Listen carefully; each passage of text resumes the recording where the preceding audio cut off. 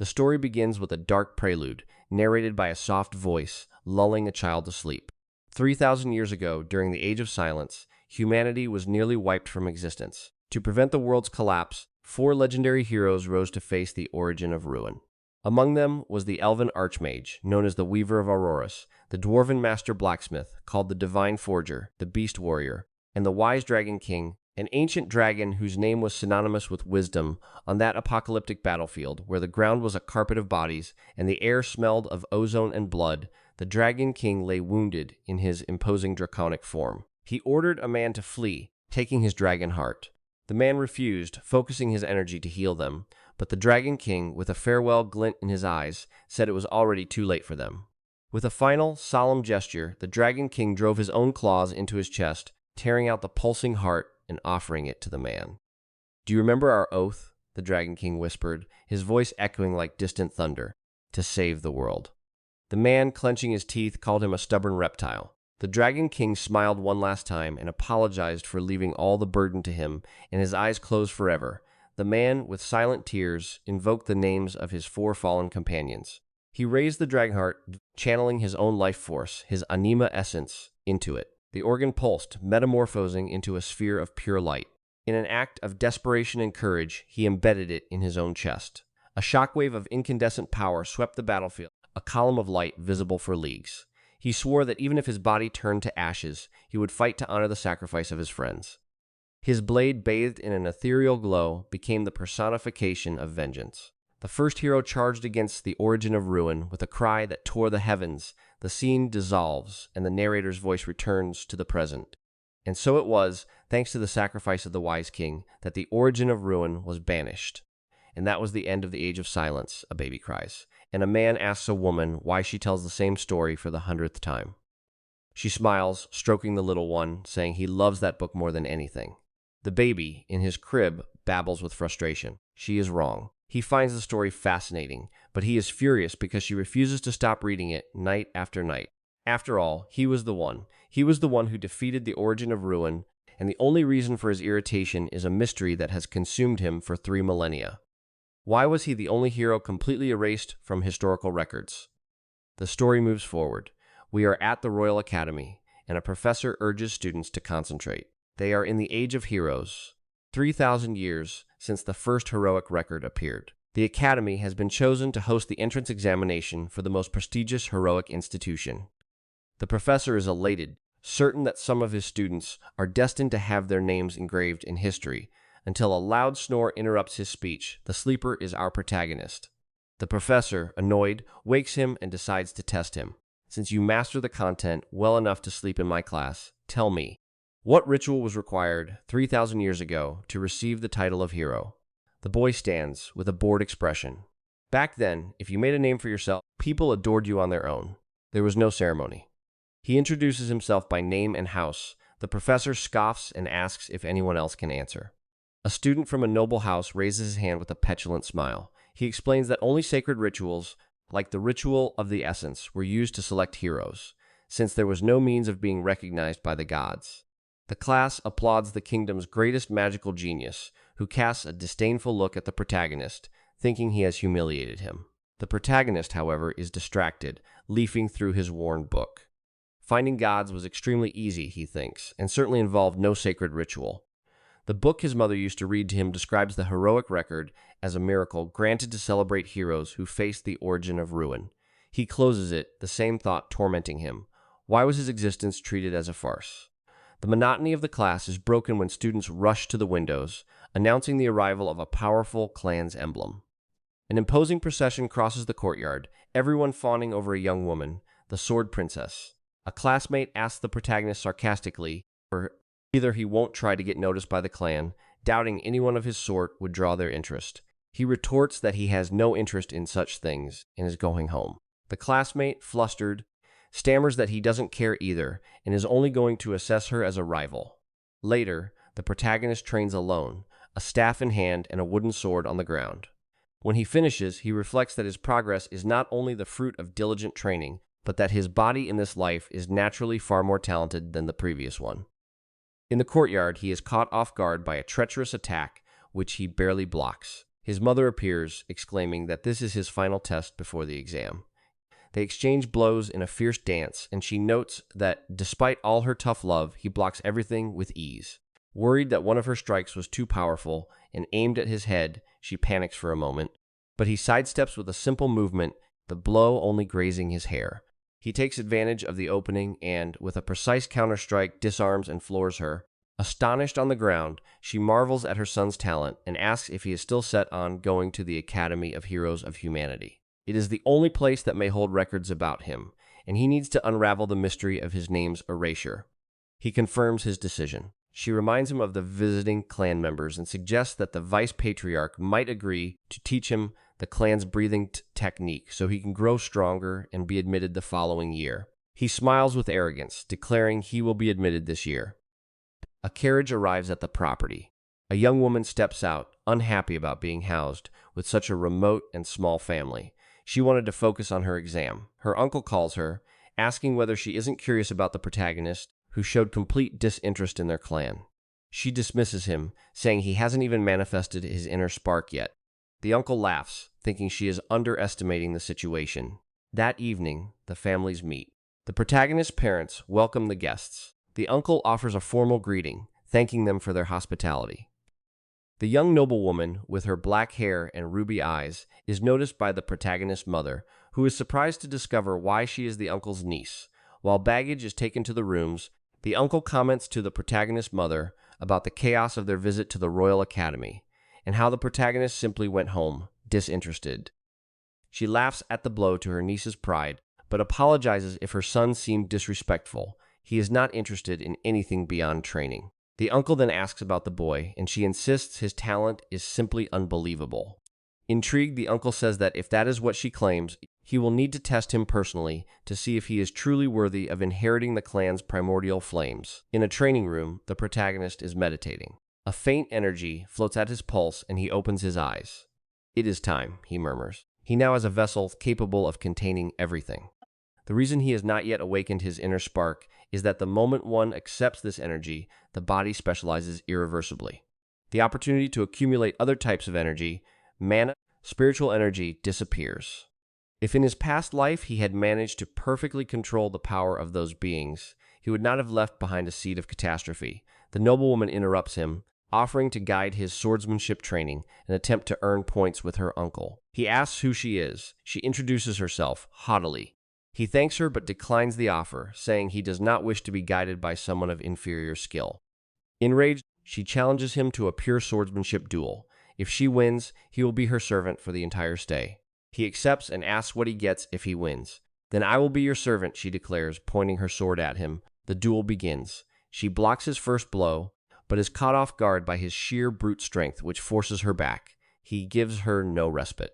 In a moment of desperation, she instinctively uses her spark to defend against a blow aimed directly at her head. He steps back, accusing her of cheating. She justifies herself, saying it was a reflex. He then reveals he has been wearing heavy bracelets on his wrists and throws them to the ground. "If you want to test, let's really test." With a smile, he charges again, completely dismantling her spark armor. As she loses consciousness, she can only think that he is a brutal monster.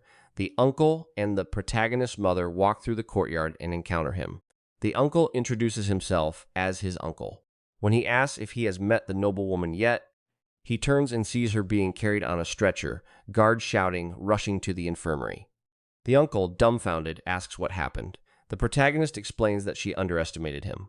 A guard mentions the bet, and the uncle, while agreeing that one's word must be kept, reminds him that she bears the clan name and cannot be treated as a servant. He offers to void the promise in exchange for a reward, the clan's breathing method. The protagonist refuses. The bet was between him and her. If she carries the clan's name, she must bear the responsibility.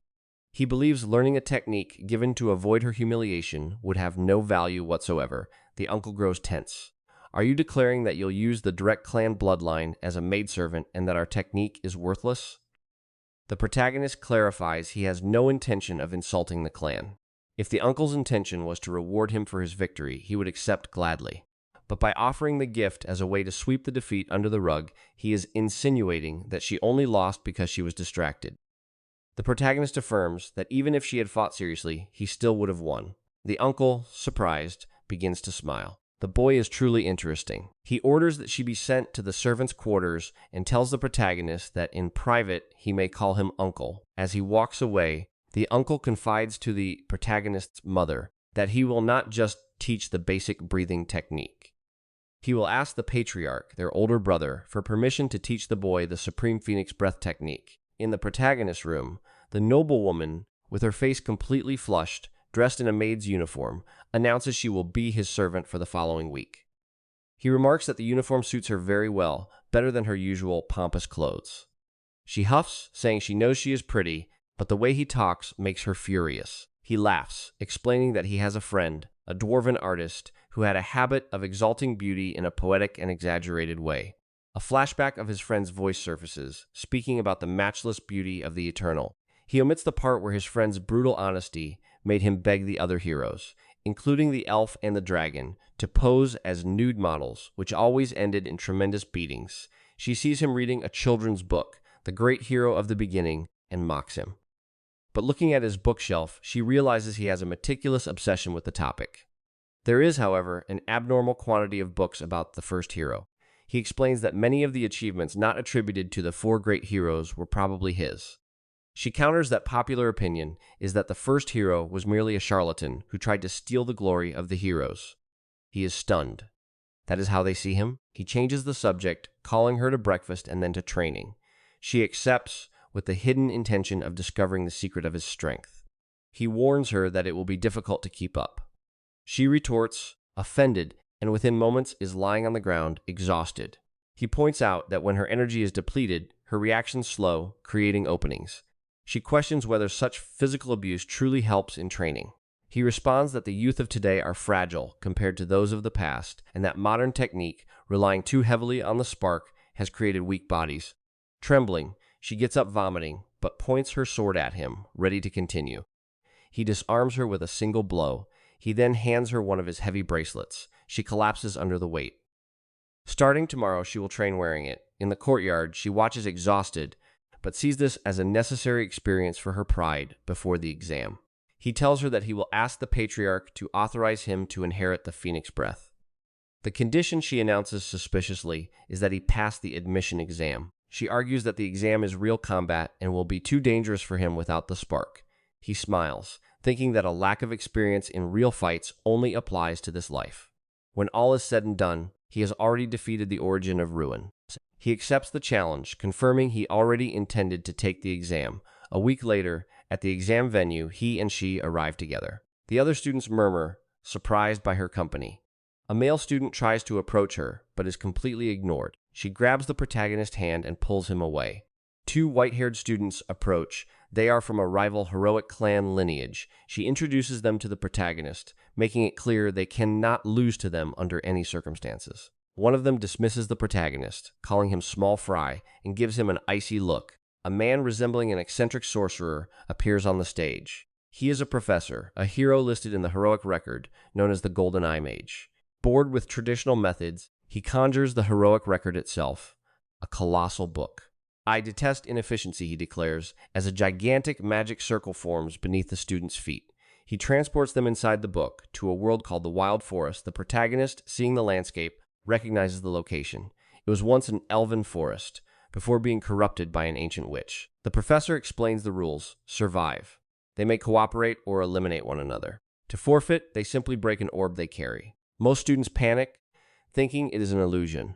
The professor warns them, everything there is real, and the dangers can kill. An arrow flies at him. He dodges, and a mage, the sister of one of the white-haired students, emerges from the forest. She mistakes him for an enemy's ally and attacks, conjuring a wind scythe. He deflects the blade with his own sword without using any spark, leaving her perplexed. He suggests they join forces, since scoring is based on survival time, but she, a battle mage, refuses. She unleashes a barrage of wind projectiles, but he simply vanishes from her field of vision. In the blink of an eye, he is behind her, disarming and immobilizing her.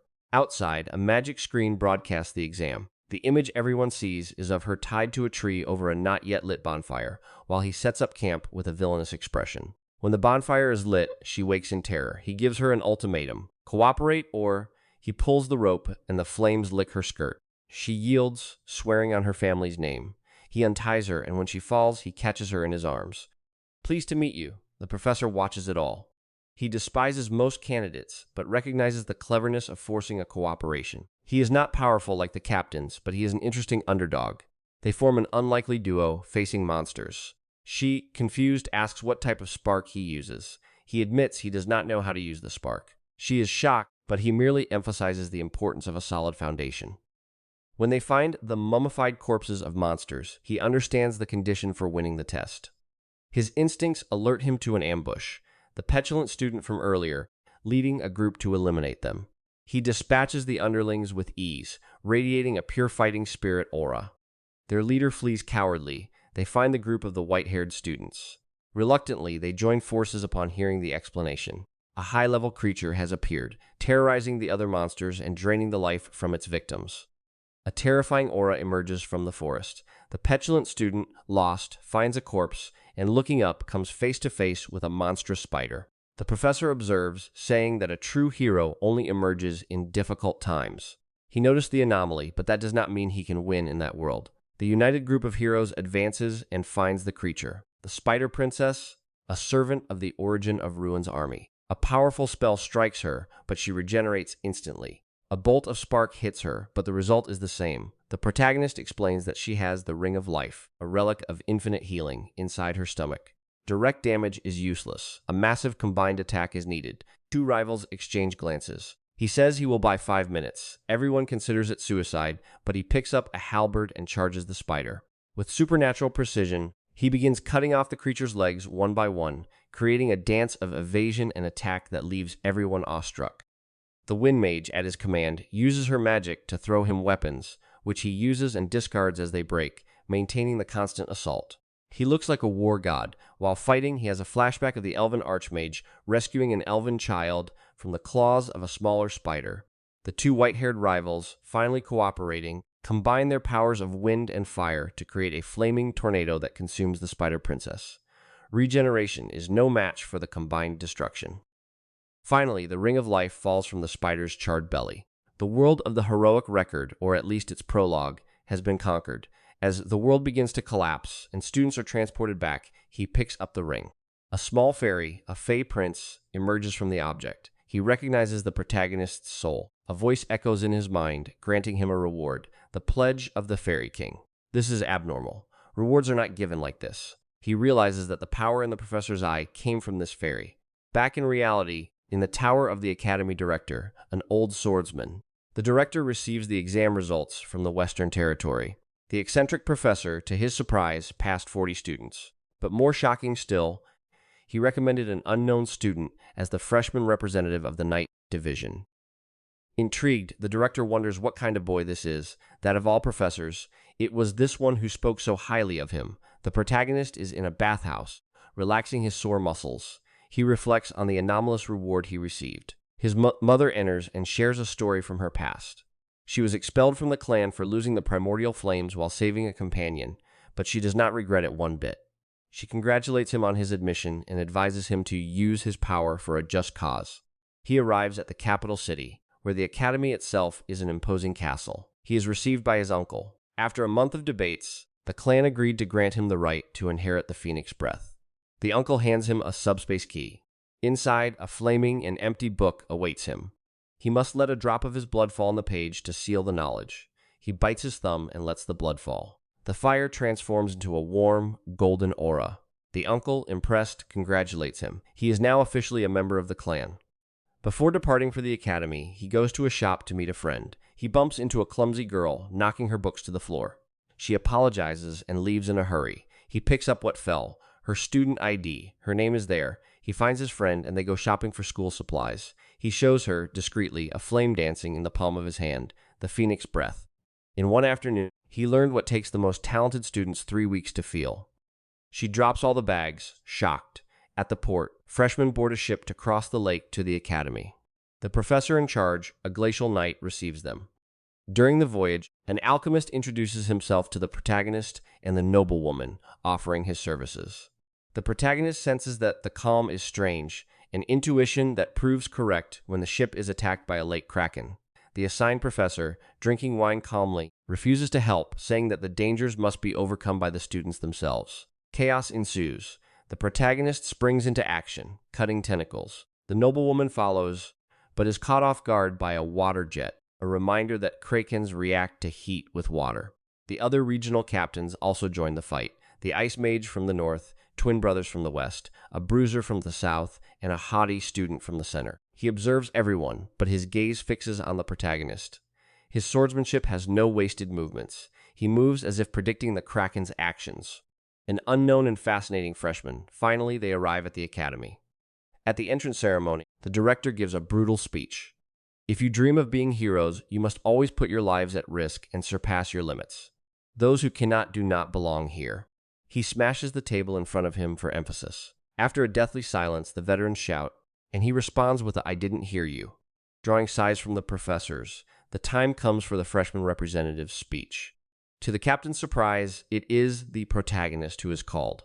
The noblewoman is seen smiling on the stage. With a book of speeches in hand, he gives a formal greeting, but when challenged to declare his goals, he smiles. "If you want my place, try to take it from me." A murmur of shock and anger ripples through the captains. He is declaring war. In the dormitory, he finds his room. The alchemist is his neighbor. Alone, he reflects on his objective. He wants to find his heroic record. He has a vision, a pillar of light in a vast library whose ceiling is stars. It is the location of his record, and he must find it at all costs. In the cafeteria, he and the noblewoman are eating when the central captain slams his tray on the table. Furious with the protagonist's provocative speech, he confronts him. The two ignore him and continue eating. Enraged, he kicks the table, sending it flying. The protagonist, in a reflex, saves his food with a fork, while she turns hers into a sandwich. A fight seems imminent, but a professor appears between the two, putting an end to the commotion. In the first night department class, the professor explains that the inner spark is the most difficult of the three energies to control. While magic and spiritual energy use mana in its natural state, the spark absorbs and processes it. The protagonist surprises everyone by correctly answering about the role of physical vigor in the process. The professor, intrigued, decides to move from theory to practice, teaching the spark step, a way of walking on air. Seeing the tension between the protagonist and the central captain, the professor proposes a race between them for the position of class representative with unrestricted use of the spark. The captain, with his lightning spark, shoots ahead. The protagonist, initially slow, surprises everyone by using the spark step to scale the arena wall, concentrate a massive amount of energy in his feet, and with a controlled explosion, launch himself like a missile, overtaking the captain and winning the race. The captain is in shock. The professor explains to the others that what they just witnessed was not a simple spark step, but the Phoenix step, an infinitely superior application. The professor observes, marveling, thinking that a true hero may have appeared in his generation. After class, the protagonist heads to invocation classes. He encounters the East Captain, an spiritist, who invites him to join her. During the outdoor class, the professor, an invoker, arrives mounted on a black wyvern. She takes them to the Isle of Evocations, where the day's exam is to tame a creature. While exploring the forest, he finds a feather. He burns it with his phoenix spark, and a colossal presence reveals itself. A phoenix, one of the three mystical beings. The phoenix recognizes the protagonist's soul and the scent of his mother's flames. She tells him she saved the life of his mother, her previous invoker, and that because of this, she lost her primordial flames. As repayment of her debt, she grants him an egg. Her offspring, without hesitation, he immediately tries to force a contract with the egg, even at risk to his life. His phoenix spark resonates with the egg, and he is consumed by a vision of flames and unbearable pain, the very essence of what it is to be a phoenix, eternally reborn from ash and agony. When he awakens, the egg has cracked, and a phoenix chick, which he names, is in his hands. Back at the meeting point, everyone laughs at him, thinking he tamed a chicken. But the professor, astonished, recognizes the creature. In her office, she congratulates him effusively, saying it is an unprecedented feat in the Academy's history. She suggests keeping it secret for now, but makes clear that he is a genius of invocation and should choose it as his main specialization. The following day, in magic class, he returns a lost student ID to the girl from the port, who turns out to be the Ice Mage Captain of the North. The magic professor, an eccentric, applies a theory exam. Students solve the first 49 questions, which are memorization-based. The final one, worth 51 points, is about the essence of magic, something requiring an original personal magical system. The protagonist, who studied from ancient books, cannot answer any of the modern memorization questions. He answers only the last one, perfectly. The professor, upon discovering this, has a breakdown of joy. He drags the protagonist to his office and has him solve, from memory, equations of absurd complexity, all based on arcane principles a student could not possibly know. He solves them all. The professor, euphoric, declares him a magic genius. He begs him to transfer to the mage division, but the protagonist is determined to master all classes. A week later, the exploratory classes period ends. In the director's office, the three professors argue heatedly. He chose all three as his specializations: cavalry, invocation, and magic. This is unprecedented at the academy. The director, a man who knows the legends, thinks of the only other being who mastered all classes. The first hero, the class assignment day, arrives. The protagonist, the noblewoman, the battle mage, and the alchemist all end up in class 5. The class of leftovers, considered the worst. Their professor is a sarcastic and brutal man known as the Wall of Lamentation, who seems intent on tormenting them until they give up. The first class is a trap. The professor conjures a sylph, a mischievous and incredibly fast spirit, and declares that class will not end until they catch it. Students run in vain. Chaos reigns. Then a group from Class 1, the elite led by the rival professor, appears. He taunts the protagonist professor and proposes a challenge, a game of bastro, a brutal combat ball sport, between Class 1 and Class 5. The professor accepts, and to everyone's shock, declares that if Class 5 loses, they will all be expelled. He names the protagonist as Team Captain. Seeing the fear and hopelessness in his classmates' eyes, the protagonist understands his professor's true intention. He does not hate them. He wants to force them to find their courage and surpass their limits. He wants Class 5 to wake up. The team is formed with the protagonist, the noblewoman, the wind mage, her brother the alchemist, an invocation student, and a healing girl. On the other side, Class 1 includes the central captain and others. The match begins, and Class 1, with their raw power, takes the lead. Class 5 suffers. The healing girl is struck and incapacitated. The situation seems lost. But then, the protagonist releases the power of the Phoenix Breath. His blazing aura surprises everyone. He charges with controlled fury, inspiring his team. One teammate sacrifices himself to block a blow from the central captain, getting electrocuted but saving the point. Another is struck, but the team holds, the game balances. The score is 10-10. It is the protagonist's final turn. Alone against the three Class 1 captains, the central captain, the battle mage, and the ice mage. The central captain creates ice clones. The protagonist then does something unexpected. He uses a magic that the ice mage had taught him in private. Star magic, an elven technique that creates illusions so perfect they confuse reality itself. He vanishes in a trail of wind, his own clones confusing the opponents. The central captain attacks one clone, then another. Only the ice mage can see the spark of true star magic, the complex beauty of the illusion, and is paralyzed for an instant of pure admiration. It is the instant the protagonist needs. He slips past her, and with a final flaming kick, scores the winning goal. Class 5 erupts in ecstasy. Students cry with relief, embracing one another. The professor, with a restrained smile, reveals that the expulsion threat was a bluff to motivate them. He wanted them to feel triumph over adversity. The Class 1 professor, despite the defeat, congratulates his own students on their effort and has them acknowledge the winners. Former rivals now respect each other. The central captain only stares at the protagonist with a new mix of hatred and respect. The healing girl, holding back tears, accepts a compliment from the protagonist, who calls her incredible. A month later, the protagonist decides to create his own club at the academy, the Heroic Research Society. His declared objective is to study the forgotten hero. The noblewoman, animated, decides to join.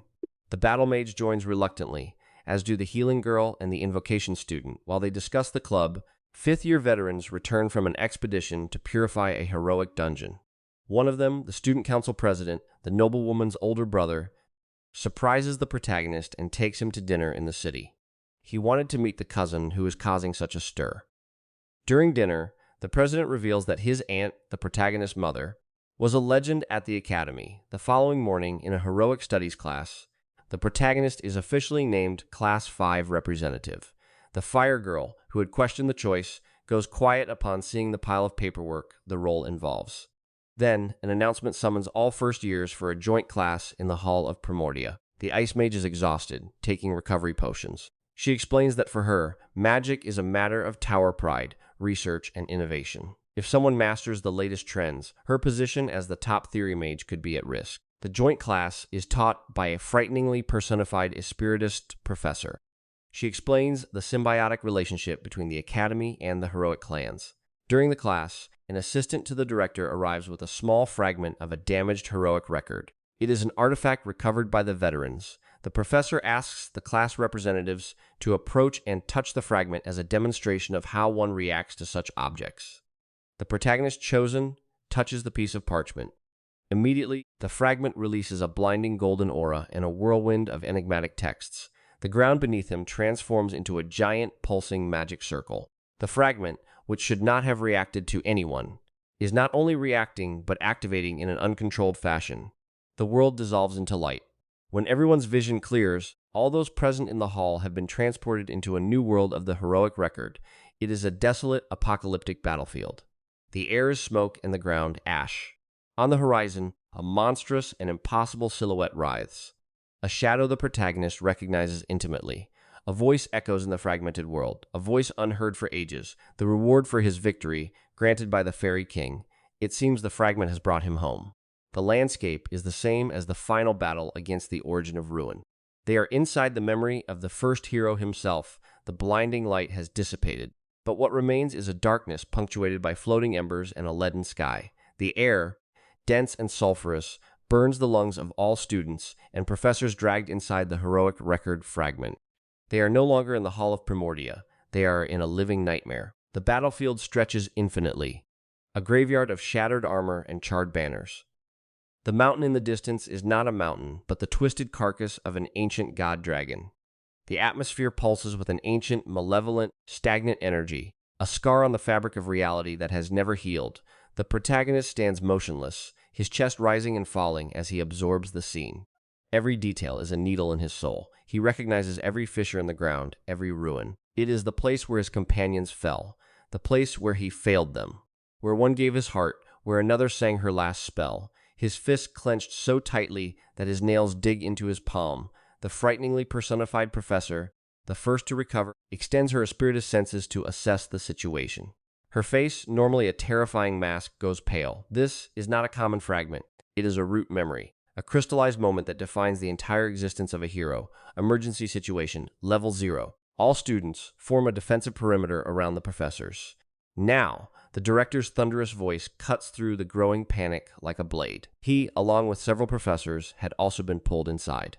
A task force of the Academy's most powerful professors is there, and even they appear on maximum alert. The ground trembles. A roar, not heard but felt in the soul, reverberates through the plain. On the horizon, the monstrous shadow he had glimpsed moves. It is a silhouette of absolute chaos, with countless tentacles of pure darkness writhing like the serpents of a cosmic Medusa, and a single crimson eye pulsing like a malevolent heart at its center. It is the root shadow of the origin of ruin, an imprint left by the very harbinger of the end. We are inside the story your mother used to read to you, aren't we? The noblewoman whispers, drawing closer, her blade already unsheathed and blazing with primordial flames. She saw the expression on his face, a mixture of grief and fury that frightened her more than the monster on the horizon. Yes, he answers, his voice hoarse. This is the end of the Age of Silence. The final battle, the central captain advances, his lightning spark crackling furiously. Then what are we waiting for? It's just a memory. We defeated a spider princess. We can handle a mirage. He charges forward, an arrow of electric light. Stop! The protagonist's shout comes too late. The moment he distances himself from the group, dozens of creatures burst from the charred ground. They are ruin hounds. Skeletal beasts with eyes like embers and fangs dripping a black acid that hisses on contact with the ground. They are not mirages. They are as real as the pain they inflict. One leaps at the captain, who destroys it with a thunderbolt, but 5 more take its place. The creatures are generated by the very essence of the battlefield. Formation, knights, frontline, mages, range support, invokers protect the flanks. This is not a test. It is a war. The thunderous voice of the Wall of Lamentation takes tactical command. His habitual contempt gives way to a veteran's precision. He conjures a translucent barrier, deflecting a lunge aimed at the Class 5 students. The Ice Mage recites an incantation and walls of glacial crystal rise, slowing the pack's advance. The Wind Mage and her brother launch blades of compressed air. The Southern Bruiser holds the line with his body, crushing the hound's skulls with his fists wrapped in telluric spark. The phoenix chick on the protagonist's shoulder chirps aggressively, its small flames driving away a creature creeping up from behind, but it is unsustainable. For every hound slain, 3 more appear. They are feeding on our hesitation, our fear, shouts the invoker professor, mounted on her black wyvern, hurling blasts of shadowy fire at the pack's flanks. This is a root memory. It resonates with negative emotions. The protagonist understands. The world's logic has inverted. Brute force is not enough. They must be resolute. He looks at his classmates, many of them, like the healing girl and the invocation student, visibly terrified. His class 5, which he had just led to victory in Bastro, is paralyzed by the magnitude of what they face. Healer, he shouts, running to the trembling girl, her healing gift useless in the face of paralyzing terror. Do you remember what the professor said? We can only think of helping others when our own ability shines through danger. She looks at him, eyes brimming. But this is the end of the world, and we are still standing, he retorts, touching her shoulder. You are not here to heal wounds right now. You are here to be a beacon. Your healing spark can reverse the corrupted energy of this place.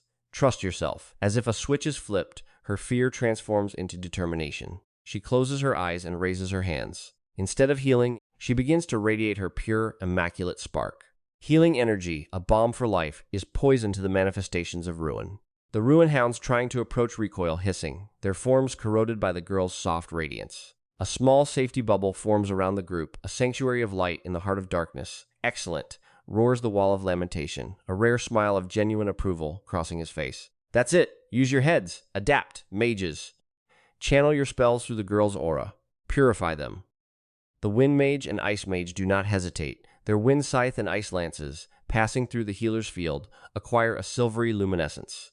The creatures struck are not merely wounded, but disintegrated, their shadowy essence dispersed. Seeing the tide turn, the director advances. He does not draw his sword. Instead, he addresses the root shadow of the origin of ruin on the horizon. His voice is not loud, but carries the full weight of his years and his legend, merit of a hero. I, director of this academy, bearer of the will of generations of heroes, command you to reveal your purpose. Why have you dragged my students into this crucible? The root shadow seems to pulse. The crimson eye fixes on the group. A voice, not sound, but a seismic echo in everyone's mind, responds. The fragment does not belong to me. It was torn from its book. Return it to its owner. All eyes, students and professors alike, turn to the protagonist, the fragment that reacted to him. The root memory is not of the origin of ruin. It is the root memory of the first hero. The damaged fragment is a lost page from his record, and the root shadow is the final obstacle of his inner world. The eccentric magic professor adjusts his glasses, his eyes gleaming with fascination. Extraordinary. The fragment was damaged and unstable. It did not merely pull us into its world. It fused it with the corrupted memory of its enemy. To escape, it is not enough to survive. We must complete the narrative. We must defeat the origin of ruin. That is suicide. It is a force of nature, even if it is only a shadow of the past, exclaims another professor, his usual confidence shaken. No, says the protagonist, stepping forward. His voice is calm, but carries an authority that silences everyone. This is my story, and you are in my way. He turns to his classmates and allies. You said he was a charlatan, an impostor who stole glory. That is what is written in your history books. But here now, the truth stands before your eyes. This is his fight, alone against absolute despair, to honor his friends. He points at the shadow of the origin of ruin. If I am the owner of this fragment, then I must be the one to complete it. I will not merely survive. We will win. All together. We will rewrite this story. We will show the world what truly happened here. The noble woman is the first to move. She walks to stand beside him, her flames intensifying. If you think I would miss a chance to burn the origin of ruin, you are very much mistaken. The battle mage scoffs, but a haughty smile forms on her lips. If I don't take part, you'll brag forever. I'd rather split the glory with you than give you the taste of solo victory. The wind mage simply nods firmly at him. She has trusted him since the wild forest. The central captain, still recovering, grits his teeth. He looks at the protagonist, his hated rival, and sees there not arrogance, but a burden and a determination he cannot understand. Don't think I'm doing this for you. I'm doing this to get out of here. His lightning spark crackles, stronger than before. Class 5 does not run from a challenge, shouts the fire girl, raising her flaming fists. Representative, give the order. The alchemist sighs, already pulling out flasks of explosive and reinforcement potions. I always thought I'd have a peaceful academic life, but I suppose an epic battle against the god of evil works too. He tosses reinforcement potions to the knights and mages. Drink. Vigor and elemental resistance boost for 5 minutes. And don't throw up. It's expensive. The Wall of Lamentation looks at the protagonist. The boy united them. Students from all classes, rivals, all following a single leader. The director smiles, his wise eyes fixed on the protagonist. Yes, he is leading them to rewrite his own legend. We elders will open the path. He turns to his fellow professors. Let us show these young ones how the heroes of old used to fight. We will immobilize the beast. The final blow will be theirs. The professors form a magical square around the student group. One conjures chains of pure runic light. The invoker professor commands her wyvern and all invokers with their creatures to pin down the tentacles. Another creates a zero-gravity vortex around the root shadow's torso, impeding its movements, and the last, with a roar, materializes a colossal lance of spiritual energy, driving it into the creature's crimson eye. It isn't working, shouts one student, sweating cold. The root shadow resists, its corrupted energy corroding the magical bonds. We need more power. A power it cannot simply corrupt, bellows the bruiser. Then the healer's voice, clear as a bell, rises. I can do more. She extends her purified healing aura, enveloping the lances and bonds. The power of ruin recedes, but it is still not enough. The crimson eye fixes on the protagonist, a beacon of defiance. He knows what must be done. Brute force will not defeat her. It was sacrifice that banished the origin of ruin last time. But he is not willing to lose anyone else. He turns to the phoenix chick on his shoulder. You are the flame of rebirth. Can you transform someone's fire, even for an instant, into the primordial flame of the phoenix? The chick chirps, a spark of understanding in its eyes. It understands the essence of sacrifice and rebirth. Noblewoman, he calls, his voice soft but charged with urgency. Your primordial flames are the most powerful, but they are a fire of destruction. The chick can give them a new form. For 1 second, they could become the flame of creation, the fire that purifies instead of annihilates. Do you trust me? She looks into his eyes and sees there the reflection of an entire lifetime of battles and losses that his young body should not know. She does not hesitate. I trust you. She extends her blade. The chick flies to her and with a crystalline cry, wraps the sword in its own flames. The color shifts from furious red to a radiant white gold. The flame of creation, if only for a brief and mortal moment. She feels her body burn, a million needles of fire running through her meridians. She is the forge and the metal, the hammer and the anvil. But she does not release the sword. She is of the clan, and the flames are her legacy. Now, wind and fire. A spiral of purification. The Wind Mage siblings need no further instruction. They remember the Spider Princess. But this is different. The vortex they create, channeling wind and fire, is directed not at the root shadow, but at her blazing sword. The white gold tornado roars, swallowing the sword and expanding into a cyclone of purifying energy. And you, speed of lightning, he points to the vortex. Be the conduit. Channel the cyclone. The central captain, for the first time, does not question. Seeing his rivals giving themselves body and soul, he feels a spark of something greater than his own pride. He becomes a lightning bolt, his lightning spark forming a perfect conductor at the heart of the cyclone, guiding the combined power of a phoenix, a fire clan, and a pair of wind mages. This is the power of unity, roars the Wall of Lamentation, proud. This is teamwork that transcends classes and rivalries, the deed of a true hero. But the root shadow roars, hurling all its corrupted energy against the cyclone, trying to extinguish it. The pressure is immense. The flame of creation begins to waver. It won't be enough. The shadow is too dense, shouts another student. He knows. He looks at the heart of the conflict and sees the only breach. He turns to his classmates, his class 5, his improvised squad. I'll go ahead. I need to open a gap in its defense. Buy me just 1 second. It's suicide, exclaims the invocation student, grabbing his arm. Representative, you can't use your spark to defend yourself. You'll be disintegrated. Representative, shouts another. He smiles, a sad old smile. This is the only thing I know how to do. I led the final charge once before. I can do it again. Before anyone can stop him, he charges. He does not use his spark for attack. He uses the phoenix step at its absolute limit, his feet crushing the air as he runs toward the darkness.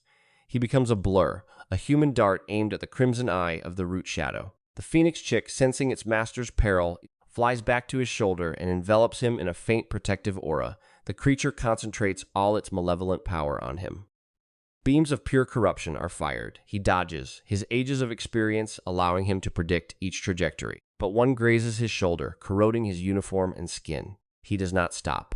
Another strikes his leg. He staggers but presses on. The pain is unbearable, but an older, more painful memory drives him. The sound of the Dragon King's voice saying goodbye, the glow of the Archmage's final spell. You will not take anyone, he roars, his voice carrying the fury of 3,000 years of grief. Not again, he reaches the eye. The chick lets out a defiant cry, its small flame combining with his will and blazing like a second sun. He does not attack, he opens his arms and touches the surface of the eye, using his phoenix spark not as a weapon, but as a key. He is not fighting against the memory of the origin of ruin. He is remembering it. He is forcing it to recognize him not as an intruder, but as the protagonist of that chapter. A crack opens in the creature's membrane, a grain of instability in its perfect defense. Now he bellows, his voice nearly a hoarse whisper, but heard by all. The cyclone roars. The white gold cyclone, guided by the lightning captain, tears through the crack. The flame of creation does not explode. It blossoms. From within the root shadow, a blinding light ignites, and the creature, for one instant, is not a monster, but a star. A star that then implodes in absolute silence, before releasing a shockwave of pure crystalline energy that sweeps across the entire battlefield. The ashen ground flourishes. Bright green grass sprouts, covering the graveyard of armor. The leaden sky opens, revealing a canopy of stars. The god-dragon carcass dissolves into a rain of light. He falls to his knees, exhausted. The phoenix chick chirps, nestling in his neck. But before his friends can run to him, the world around them dissolves into light. Not the blinding light of the attack, but a soft light, like the light of dawn. The clearing is no longer a battlefield. It is a serene meadow, covered in flowers that glow with an inner light. A silver tree, its leaves tinkling like glass bells, rises at the center. Beneath the tree, a figure waits. It is a man in silver armor, wearing a helm that covers his face. But his posture, the weight of his presence, is unmistakable. He is not an enemy. He is a guardian. The professors and students, transported to the clearing, witness the scene in reverent silence. The figure speaks, and his voice is the echo of the protagonist's own voice, but older, more tired, more wise. The knot has been undone, the memory of ruin purified. For ages, this fragment stood corrupted by the shadow of my greatest enemy, a mute testament to my failure. But you, guided by he who carries my burden, did not merely purify it. You completed the record. You proved that the legacy I left was not one of vengeance or despair, but of union. The figure turns slightly toward the protagonist. The answer you seek is buried in secrets that even this memory cannot reveal. There are forces that work to erase me. To erase the truth that a human, without divine lineage or innate power, united the clans and defied the end. The truth is a flame that certain gods fear. The figure raises his hand, and an orb of condensed light, a crystal containing the purified essence of the heroic record fragment, floats toward him. This is my gift, not a reward, but an inheritance. The legacy of the first step. Show them that a hero is not born of a technique or a ritual. He is born from the choice to rise when all others have fallen. The crystal touches his chest and fuses into him.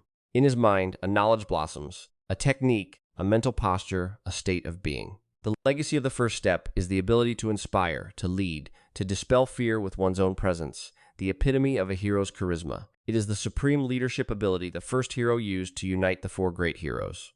The figure begins to fade, his armor becoming translucent. Your journey has only begun. He who erased me still watches. Trust in your bonds. It was the bonds I forged that made me a hero, not my strength. And with those words, the manifestation dissolves into petals of light. The clearing, the silver tree, everything begins to fragment. They are being expelled from the root memory. They return to the Hall of Primordia in a flash of light. The silence is absolute. Students and professors blink, trying to process what has happened. The director is the first to act, his voice grave and official. Breaking the spell, this joint heroic studies class is concluded. What you witnessed is a matter of maximum security for the Academy. Not a word about the events inside the fragment is to be disclosed. His gaze falls on the protagonist, still being supported by the noblewoman. A look that mingles a new and profound reverence with a trace of fear. In the courtyard, after leaving the hall, the gravity of the secret and the euphoria of victory have not yet dissipated. Class 5 surrounds the protagonist like an honor guard. The Fire Girl's euphoric. You were insane, leading a charge against the origin of ruin. And what was that legacy thing? Before he can answer, the wall of lamentation approaches, his face unreadable. Director wants to see you in his office, now. Alone, the noblewoman grips his arm. I'll come with you. No, the professor's voice leaves no room for argument. Director's orders. Only him. On the way to the director's tower, the protagonist tries to organize his thoughts. The legacy of the first step still pulses within him, a background note of authority in his essence. The figure had confirmed his suspicion. His erasure from history was not accidental. It was a deliberate act, but by whom and why?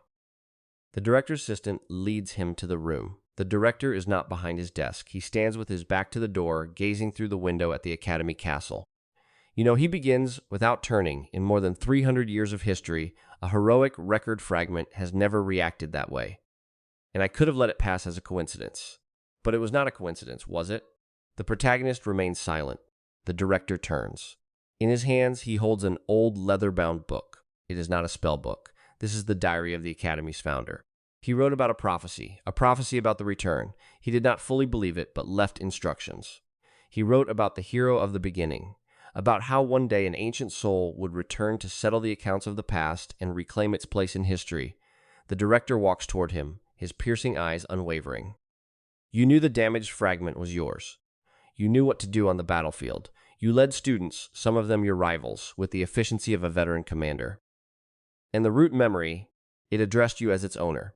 He places a hand on the protagonist's shoulder with a gentleness that contrasts with his reputation as a stern swordsman. Don't tell me. Don't confess anything you do not wish to, but know that I recognize a burden when I see one. The Academy will protect its students, all of them. The emphasis on the last words is all he needs to hear. The director knows, or at least strongly suspects, but will not press him. Instead, he offers protection. Thank you, director, is all he can say. When he exits the director's room, night has already fallen. The stars, the same stars he saw in the purified sky inside the fragment, shine intensely. The founder's prophecy, the return of the ancient soul, resonates in his mind. The pieces are moving. His erasure from history, the fragment's reaction, the prophecy, all of it is connected. The following day, a strange calm hangs over the Academy. News of the incident has been suppressed, but rumors are like smoke, and everyone knows something monumental has occurred. The protagonist spends the morning in the library, buried in ancient scrolls about past eras, trying to find any indirect mention of himself or of the four heroes not in the official books. He finds very little, and what he finds is contradictory. It is as if someone has meticulously sanitized history, leaving only breadcrumbs pointing in a false direction. While leafing through a dusty tome, a shadow falls across the table. It is the Ice Mage. She says nothing, simply sliding a scroll onto the table beside his book, and walks away. He opens it. It is a note written in precise, cool handwriting. What happened inside the fragment? Thank you. For reminding me why I strive. He looks in the direction she went, but she has already vanished between the shelves. He smiles faintly. The bonds are forming, exactly as the figure said. Upon leaving the library, he is intercepted by a group of fifth-year veterans. At the center is the student council president, the noblewoman's older brother. He does not seem hostile, but his gaze is serious. A word. He takes him to a secluded corner. I know the director gave you cover, and I'm not going to turn you in either. But I'm not stupid. I saw your face on that battlefield. That was not the face of a freshman. It was the face of someone who has lived through that. And whatever you are, my sister trusts you. That is enough for me. But know that if that trust is broken, you'll have to deal with me. Understood, the protagonist replies, holding his gaze. Good. About the club you are founding, the Heroic Research Society, he crosses his arms. I would like to be an honorary member, and I can get access to some restricted student council archives, files on the damaged heroic records. It is quite an offer. Why would you help me? He shrugs. Because the history we are told does not make sense. I have always known that. And if there is a chance to discover the truth, I want to be part of it. Besides, a member of my family pays their debts, and I still owe you for helping my sister. He hands him a runic card. Use this to contact me, and be prepared.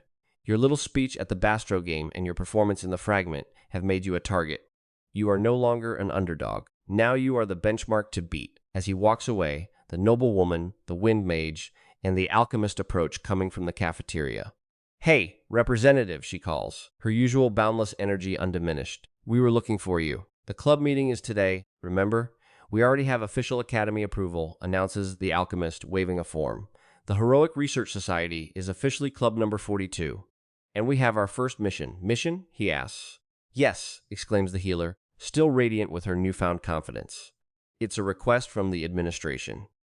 An ancient monolith was found in the castle's basement during an excavation. It is covered in runes that no one can decipher. The eccentric magic professor suggested we take a look. He thinks it may be related to a hero of the Age of Silence not in the main records. His heart quickens. An unrecorded hero from his era, the invocation student shudders. I heard the castle basement is creepy. They say there are passages leading to forgotten dungeons. Perfect for a heroic research club, the protagonist replies, a determined gleam in his eyes. Let's take a look tonight. That night, the Heroic Research Society assembles in the cold, dimly lit corridors of the castle's underground. The group consists of the protagonist, the noblewoman who insisted on coming, the wind mage, the healer, the invocation student, and the eccentric magic professor. The professor guides them, his academic excitement overriding any concern for the academy's rules. The monolith stands in a newly discovered chamber, supported by columns of rough stone. It is an obsidian obelisk, nearly 3 meters tall, covered in runes that correspond to no known modern alphabet. But when the protagonist sets eyes on them, the air goes out of him. It is the language of the Ancient Alliance, the language the 4 heroes use to communicate with their combined armies. A dead language that only he, in that world, can read. The central rune, says the professor, pointing with his cane. It seems to respond to Spark, but we couldn't activate it. He approaches slowly. The runes tell the story of the final battle, but from a perspective he has never seen. It is an account left by someone who survived the battlefield, someone who saw the protagonist set off on the final charge and never return. And the last line, the one the professor pointed at, is a command. So that the truth is not lost, only the fire of the pact can open the way. The fire of the pact. He knows what that is. It was a symbol created by him and the dwarven Forger, a flame representing the union of the 4 clans and the first hero. He raises his hand and conjures a small sphere of fire, but it is not merely his phoenix spark. He infuses it with the essence of the legacy of the first step, the ability to unite. He lets the feeling of the camaraderie he feels for his new friends flow into the flame, the noblewoman's trust, the wind mage's intelligence, the healer's enthusiasm, the invocation student's courage, and the alchemist's loyalty. The flame takes on a golden hue and touches the central rune. The monolith trembles, and a secret door opens in the stone wall, revealing a staircase descending into darkness. A dungeon inside the academy, whispers the invocation student, terrified and fascinated. The professor is radiant. Extraordinary. It is an uncatalogued heroic dungeon. How did you know? Intuition, the protagonist answers, though his gaze is fixed on the darkness. Down below, he senses something familiar, something connected to his past that has survived 3,000 years hidden beneath the academy castle. Perhaps it is a clue. Perhaps it is a trap. Either way, it is the next step. Prepare yourselves, he says, leading the way into the depths.